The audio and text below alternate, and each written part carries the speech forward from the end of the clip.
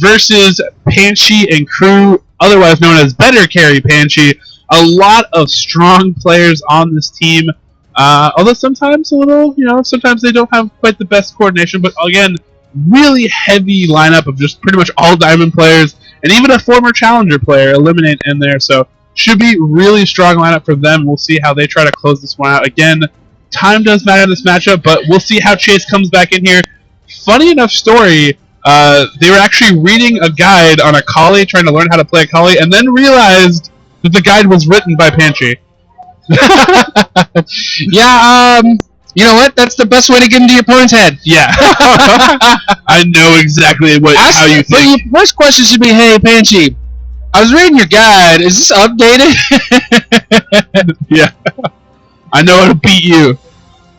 So, bands coming in here, Mumu, Shen, Malphite, pretty standard. Engagers, on the other side, Caitlyn, Pantheon. So, Caitlyn, again, one of those ADs, if you want to get someone out of their comfortability zone and pretty much a pretty safe AD to play, then Caitlyn band can come in. And Pantheon, I'm sure, is probably just a target ban, someone on their team that actually has probably played a pretty good game in this group stage so far on Pantheon, and just want to zone that out. Don't want to deal with the global presence, and can sometimes be a tough lane matchup, but overall I kind of feel like he kind of falls off in team comps when you get to the team fight stage. I'm a little worried here. There's a pick that hasn't been banned yet. And hasn't been picked yet. We might not see him. We might not see it. They're right.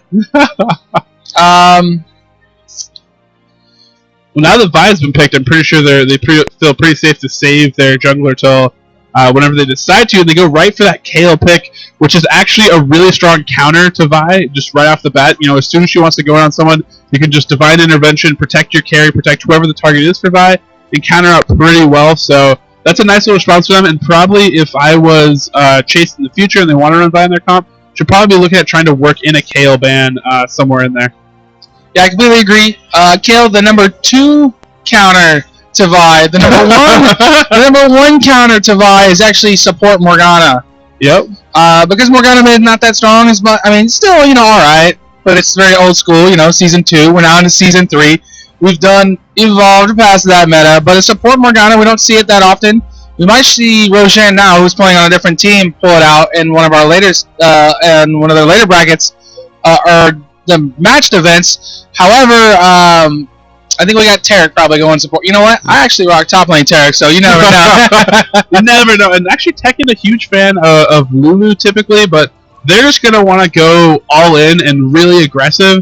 And you can see that's kind of the picks that are coming out here. Like, Draven, really, if you're picking him, you just want to have really early, just heavy pressure, just deal out tons of damage on people, and just bully them out of lane, just push down turrets really quickly, and that's kind of the name of the game in the way this tournament is structured so far. And it looks like they're thinking about Zed, who would be another good pick.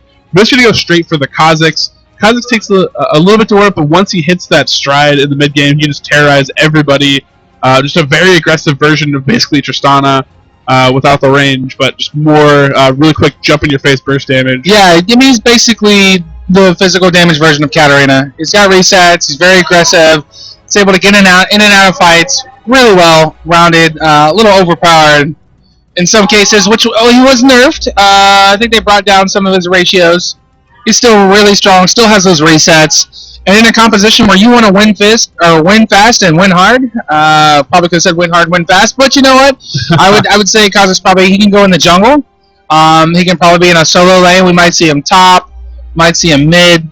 Right now, I think we might end up seeing like a Kayle jungle. We could see that actually. I have a funny feeling. Wouldn't be too bad. Has been shown to be effective, and they're gonna go. Looks like Nidalee and a GP locked in here as well, which is actually pretty interesting. Haven't seen him a lot, too much in competitive play, but we'll see actually how 1MP decides to use him, or if they swap it up, whoever does end up playing him, how that does go down. But right now, probably not. This is just more of a personal opinion. GP's great. I mean, he's also like a farm champion. Yeah. I wouldn't. Usually, when you see him nowadays, it's kind of in the jungle, and it's not that strong in the jungle at all. You can possibly see him. I mean, we could see a mid lane GP, probably a top lane GP. I just wouldn't feel comfortable with GP right now. I think he's fallen out of favor quite a bit. great in Aram. a lot of fun in Aram. And he does have some global presence, at least between him and Ezreal. They'll be able to possibly manage some lanes to slow down some damage, some roll on them, but we'll see. It looks like Better Carry Panchie just setting up here to just pour on the pressure early and not let up like a lot of these teams are to try to get through this group stage bracket and get the highest seed they can and secure a spot in the top bracket. Because in case anybody hasn't followed up, again, the way this tournament is going to work, we're going to have a group stage, and then all the groups except for one group basically can be paired up into the upper bracket or this lower bracket, and the upper bracket being that code S, the lower bracket being the code A, if you will. Just kind of like a place for the teams that wouldn't normally get a chance to play for the big prizes to actually get a chance to still play for something. And it's actually a really, really cool tournament format. Again, talked about a little bit earlier that we might actually use this one too because it opens the playing field as long as you can get enough teams. And it's actually pretty cool. It's leading to a lot of really exciting, really fast-paced games, at least of teams trying to close it out and the other teams trying to hold them off and possibly play spoiler a little bit. So we will be jumping in here shortly, and we'll be able to reveal the picks and bans. Again, shout out to sponsors for this tournament. Memory Express, one of the primary sponsors coming in for this tournament, and actually providing a lot of really cool hardware. We actually have Siberia headsets. We also have some Navi headsets, branded Siberia headsets we're giving away as well as they actually be raffled off if you come down here and buy raffle tickets. But we also have keyboards and mice and all sorts of really cool top-level prizes. A lot of bang for your buck for entering this tournament. And I think some of the prizes actually do go to the lower tier as well. It's on top of all the Riot's prize support and all that fun stuff as well. Again, also, we are playing at eSpot. You can see them up there in the top corner. Running everything off Battlefy as well. So got a lot of really good sponsors coming in, supporting local esports. And, they have a pretty good community up here in Vancouver, BC. I think probably a lot of the communities that we've had the pleasure to be a part of and grow out here in the Pacific Northwest. This Richmond, Greater Vancouver area just has so much talent. I've already been talking to a lot of the players, a lot of the organizers saying like, hey, maybe kind of throwing out some idea of like a future league for something in this area, just because there's so much talent. We hear a lot of players that are going pro or in the process of going pro coming from this scene. Most notably, recently, Curse Academy picked up Altec, one of the youngest players we had the pleasure of ever meeting. He was on the winning team for Summoners Showdown last year, I think at like age 15 or something. So now he's on the Curse Academy. He's going to be part of the big, Rising Stars. We'll see him. Bishu, who came down for our event down in Seattle. Huge. I think he's subbing on Complexity right now. So, I think Crumbs is from this area. We just see a lot of players that have, there's so much talent here that eventually if you stick around and you focus a lot of effort and put the time into play and get better, there's opportunity coming from this scene. And this scene really has done a great job of breeding that. And we're excited because we're going to be back next week to catch the UBC event. Yeah. So we're going to see a lot more of these same players, a lot of talent. Better Carry Panchie, a team that's definitely been moving on, I believe. So we'll get to see them at the cut to 8, the Elite 8, if you will. Yeah, for the UBC event. And but we're going to hop into this game. We've already removed the Sona spell blockers. We're going to see Jarvan jungle. Their picks in this format were. They're very standard and for competitive play. They waited on that Jarvan pick, but they also got that Jarvan Taric, combo, which is good against a physical-based team, which they've got Gangplank, Vi, and Ezreal that are going to be doing physical damage. So they're going to have that huge resistance to armor. They're going to have the ways to deal with damage coming in, whether it's burst damage, and they've got ways of really kind of putting out a lot of damage. Kale and Kha'Zix do a ton of damage. Kale's going to be very strong at pushing. Also has quite a bit of burst as just from how you build it once you put that Nashor's Tooth. It's I think they said, hey, you're going to give us these picks, we're going to take them.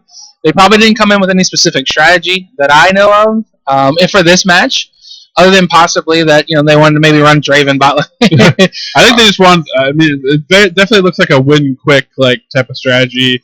With the pushing, and they're just gonna group up as soon as they can take down some turrets, roam, and try to end it quick. And we'll see how well the defense goes for Team Chace here.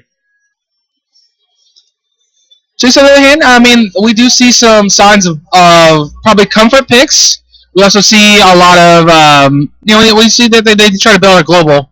They have some global presence, like we said earlier. GP, Soraka, Ezreal. Yeah. I think right now their biggest problem is they don't have a front line. Yeah. And they're going up against some really strong damage dealers. Yeah. I mean, if you were to say, what are some of the champions do the most damage, like right now as they scale or throughout the game, you're looking at them. Kayle, Kha'Zix, Draven, Jarvan's Burst. If Jarvan decides that, hey, I don't need to build tanky because we're ahead, I mean, you're going to see just that much more damage. And Taric is going to add to that because it's going to have that armor shatter. All these damage dealers are going to do some sort of physical based damage. Even Kayle does a little bit of hybrid damage in her abilities. So good luck. That's all I have here for the silver team, Team Chace. And again, Panchie, Team Panchie, they've got to do what they've got to do in this event, which is win quick. Yep. A lot of talent. Don't feel bad for anyone team specifically in the group stage, because the teams that aren't there's going to be there's 2 tournaments as we talked about earlier. Yeah. So we should see. We'll go ahead and predict the stomp, but we're gonna bring this in a way that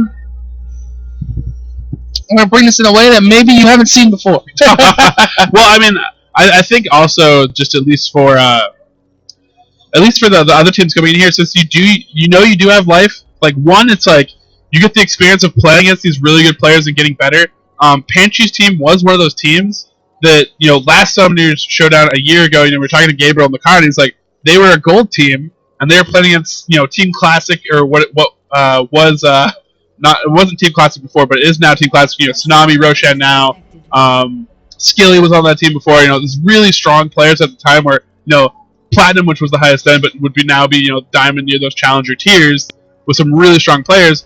And they got that experience. They got better in the current season. Came into this next season. Now they have a really, really strong team. So they're excited to actually come in here. And this is a team. This perfect example of a team that kind of got stomped, but thrived off of that, got better, and now here they are as one of those big teams.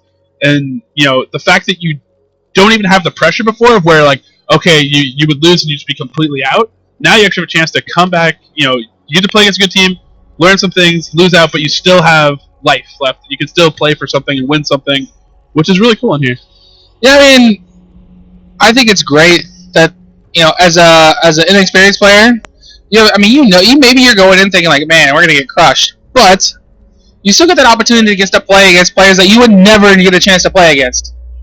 My own personal story, I got a chance to play against TSM. We got rolled. Well, first game wasn't as bad. Second game, we just got stomped. But you know what? That was the first tournament Dyrus had joined the team officially. Yeah. First tournament TSM played in. Hey, I got stories to tell. I got counter jungle, but I won. How many people can say that? That's a good trivia. Who was the first team that the new TSM lineup of Dyrus, played against? Raiseyourweaponmedia. Oh. Yeah, captained by Highwind, who, you know what? May not be the best captain in A, but got him into the tournament. Got him into the tournament.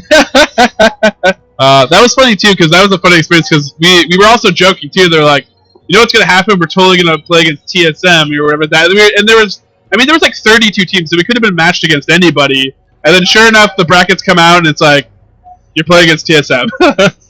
And lo and behold, we did. And you know what? I wouldn't want to. There may have been 16 other teams that we could have lost to. Or 15 other teams that we could have lost first round to. But the fact that we got to lose against TSM, great. That was great. That was before TSM. Wow. I mean, again, that was back then. Most people knew about TSM, but nowadays, you have players in these. Players at this event that are going to be the next potential TSM. So we're waiting. Okay. How many? All of them? Of this game? So it looks like we actually had a Windows update. So we're actually gonna play some music at least while we're waiting for those to catch up, and we'll be right back with you shortly. Go enjoy a nice boba tea if you have opportunity to do so.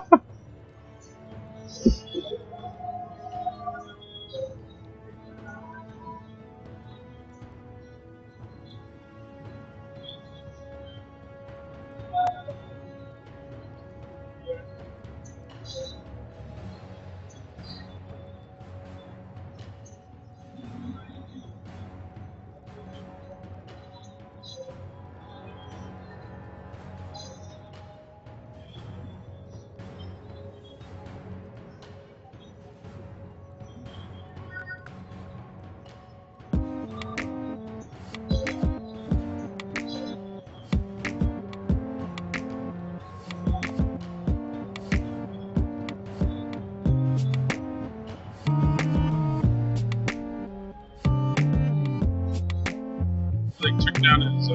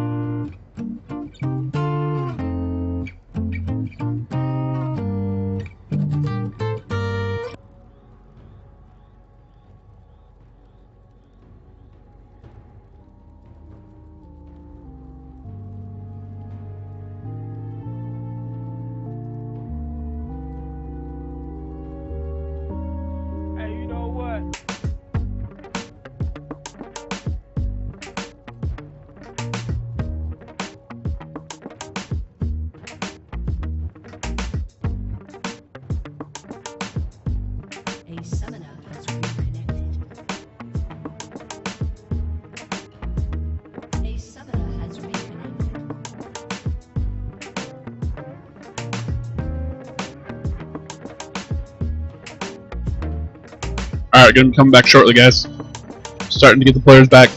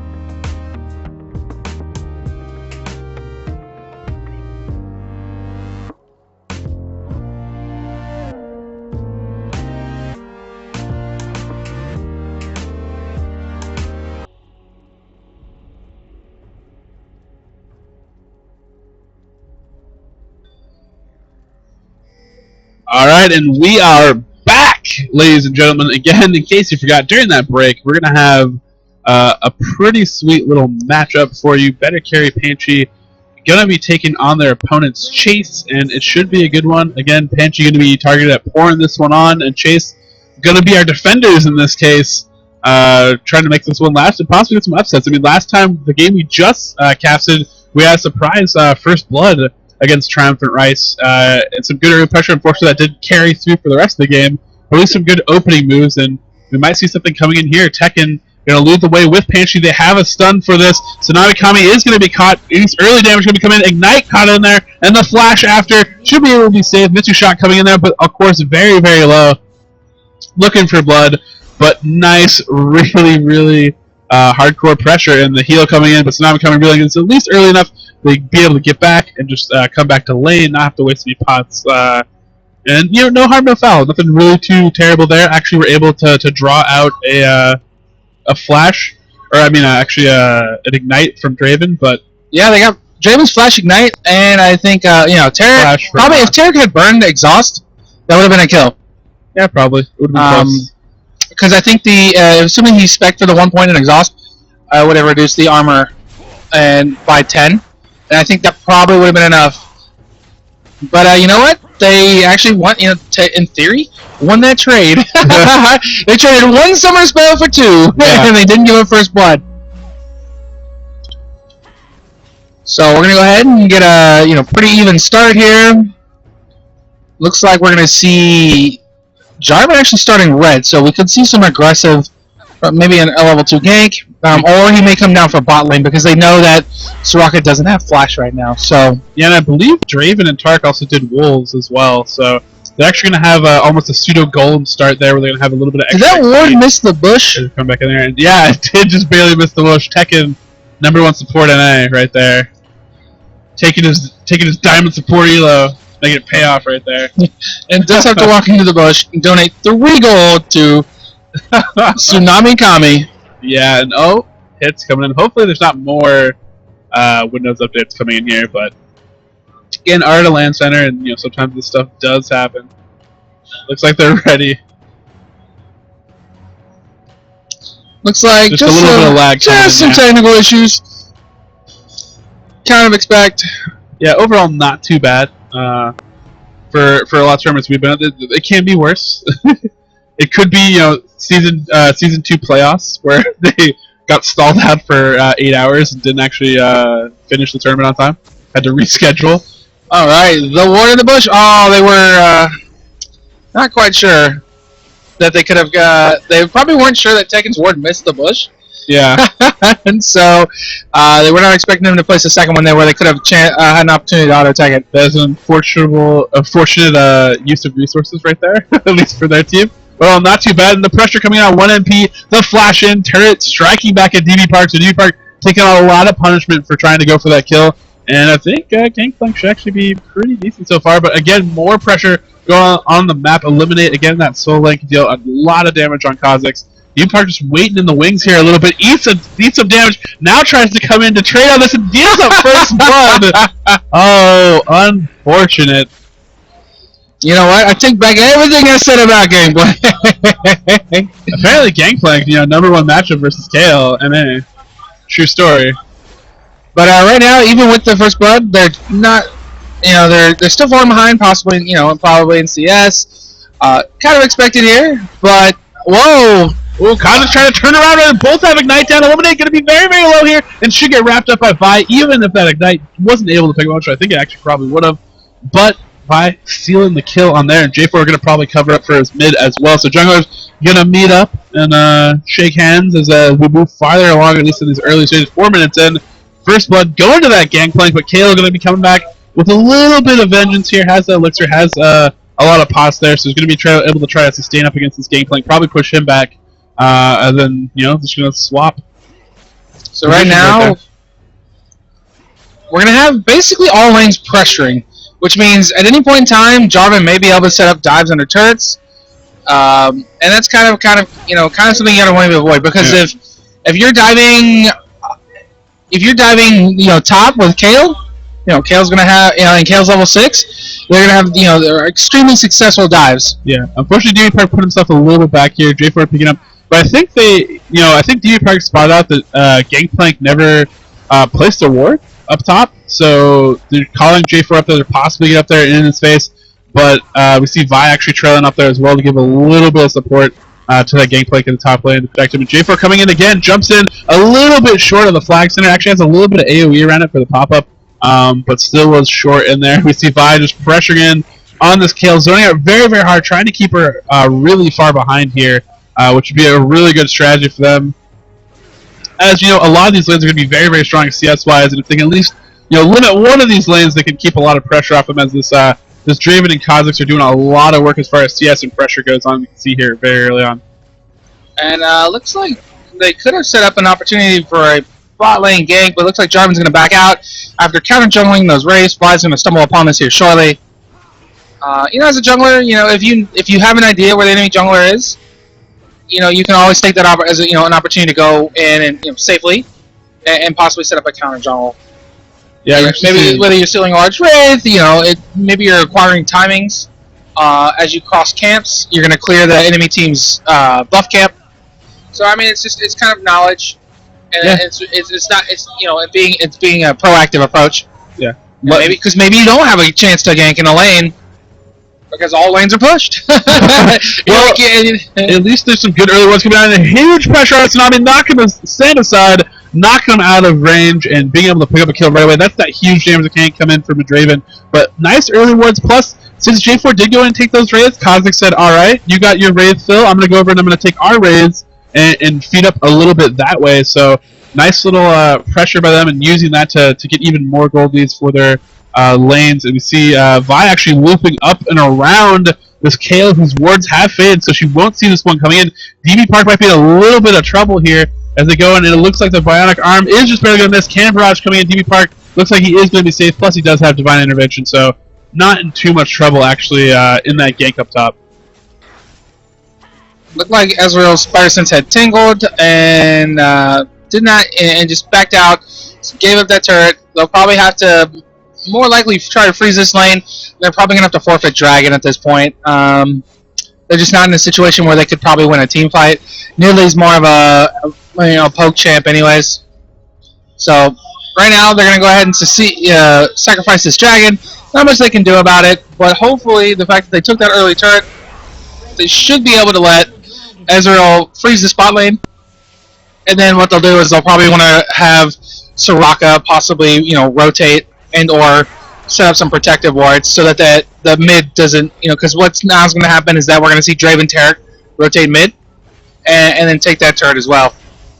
Yeah, and really, it's put a lot of pressure on Italy, who's, she can poke back, but it's not gonna. It's gonna be pretty tough stats for her without a lot of support. See, the pink ward actually going Tribush might need a few more wards. Probably gonna need a ward up here by Raise as well. She crosses up into this area just so that they can just actually protect any entrance into that bottom jungle to make sure that Ezreal is safe in that bot lane, because he is going to be really exposed without that extra turret there. So that pink ward definitely going to make sure that they establish dominance at least in that area and won't be able to get picked off by a sneaky gank. Although, since we do see a J4 jungle, there is potential that they can sneak up over Dragon Pit, but I mean, unless you have the quiet information to try to make that kind of a bold move, probably just going to see him try to run through and see him back off as they come in here. And looks like they're going to pick up gold, which is a very nice call. It's a really safe pickup for them. Don't want to overextend against this lane. It's very, very powerful. I mean, once you get Draven, he rushes for that BS sword. Once he has that BS sword, your trades are not going to go very, very well unless you have a lot of CC and actually some help in there. So, I'm looking at Gameplank's build, and he's really going for that hardcore in-game farm build. I think Shop Barrage coming top lane to try to give some haircuts to the lane, but I think it's actually going to miss the wave. It does miss the wave, and now pressure coming in. 1 MP gets very, very low. After that ignite, we see the Denning Blows trying to come in here, trying to do damage, and the flash over the wall is going to have to be done by Archon because he cannot actually stick in there. And we see Panchie 1v2ing right here, has so much damage coming out, and Soraka actually busts a lot of heals just on herself to protect herself, and Nidalee in a little bit of trouble. Dazzle comes in, followed up by even more damage. Ignite falls down, and Kha'Zix really wants to go in for this one, and she puts in that last hit just to seal up the kill. Eliminate, go in there, and they should be able to take this middle turret as well. Teleport coming in the top lane from Gangplank. Archon trying to chase down Kayle, but Kayle looks like she is going to be able to escape out of this one. The Panchie, again, just able to put up enough pressure in here safely, just by himself down here. And actually has the ward set up to actually protect himself as well. So things looking really much in favor of Team Panchie. They're, every time Jarvan shows up in lane, they're forcing flashes. Not always a successful gank, but definitely either forcing flashes or in this case, they're securing kills. Both, they forced all the flashes out of top lane, including the jungler, rotated mid, forced a flash and picked up a kill and a turret, and almost that second inner turret.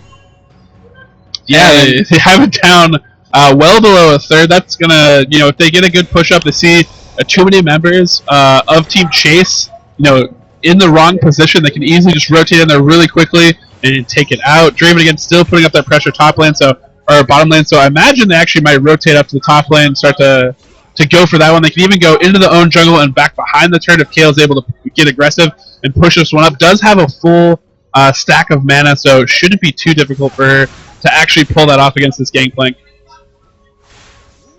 And it looks like Kayle not quite completing Nashor's Tooth yet. Has the Stinger. Once she completes Nashor, it's really going to start to see a lot of damage go down on Gangplank.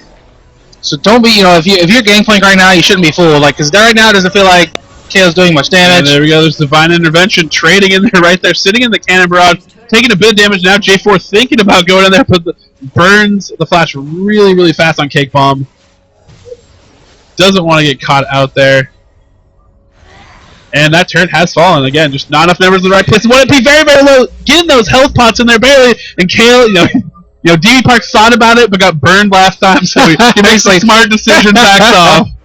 Doesn't want to give up. The Kha'Zix. And eliminate again, coming in there. And this should be a top turret pickup as soon as this wave does push in. A lot of members collapsing on the bot lane as well. And it looks like Vi's going in here, wants to be aggressive, but this could be a trap. Just waiting in there, Dazzle over the wall, more damage coming in here. Not as the main target they want, but they are able to get Soraka, throwing in all the heals that she has. True Shot Barrage flies across the enemy team, and the spear just barely whizzes past Panchie's face as he starts to run away now, and this is going to be a very tough situation for them. We see Nidalee starting to chase down, but the turn is very, very strong. They have a lot of damage here, and we see Panchie starting the turn. He's not been picked up yet. Target will pick up the kill at backline, and Panchie, I can't believe he's going to be able to escape out of this one. DB Park, meanwhile, taking out that top turret. And a lot of chase going on in the jungle. J4 playing around with him a little bit here. Tekken doing a little do-si-do here. The Kansas City Shuffle, if you will. Will he be able to get out with his life? Oh, the auto attack is going to be able to do it, and Tekken knows he's dead for rights here. But just trying to waste as much time as possible. Maybe Soraka will take the kill. Nope, she knows better. Gonna let her carry pick it up. What she could have done was possibly healed, potentially healed Ezreal before to somehow get the assist. Yeah. I'm not sure she had 1 point in Starfall, but Starfall probably wouldn't have killed him. But it's alright, not a big deal. She was close enough proximity that she could pick up the experience, which should be helpful for trying to stay in terms of stay close in experience. That's kind of something that you'll see a lot of supports. They'll get picked on, they'll get bullied, especially Soraka. And then they don't have, then they fall behind in levels and experience. Then they're really just, if they don't have a real strong ult, for example, like a support Zyra is always still going to have her ult. She's still going to have her bind in that CC. But a Soraka that falls behind, she really depends on those levels. Yeah. Because she's not going to be picking up a lot of AP to boost for heals. And we see a lot of pressure around this blue buff, although they are able to secure it at least onto Gangplank. Now rotating out, we see Eliminate pushing that top lane. Panchie just diving deep on the Cake Bomb, pressuring in there. Tekken there to back him up. Stand aside, going to knock off the pressure. But here we see Archon coming in here. J4 starting to turn this around, throws up his locket right there just to mitigate a bit of damage coming in on them. And now they're actually going to focus back on this dragon to see the rest of Chace pulling back to try to stop this wave and stop this Kayle that's actually could be taking top turret combined with Eliminate and that top lane, and just multiple objectives all over the map. This is looking like a really, really clean game. from better carry Panchie. Y ult is up, so if she wanted to make a play, she could engage, but it doesn't look like the allies are not nearby. They cannot really. I mean, they had an opportunity for a 4v2, in this case, possibly a 5v2, and really couldn't corral them up right there. You see J4 actually hanging around in the enemy jungle, hopping around here. It looks like he actually might have taken their red buff. I'm not quite sure. But lots of good wards coming on, at least pink wards all over the map. Also have it around Dragon. So a lot of good aggressive wards as they push in here. And it looks like Draven actually pushing in bot lane very, very hard. And since they're able to pull so much attention here, they should be able to take bot turret while they're pressuring this top turret as well. And it looks like 1MP really wants to get in there, actually flashes in to try to get a lot of slows in there.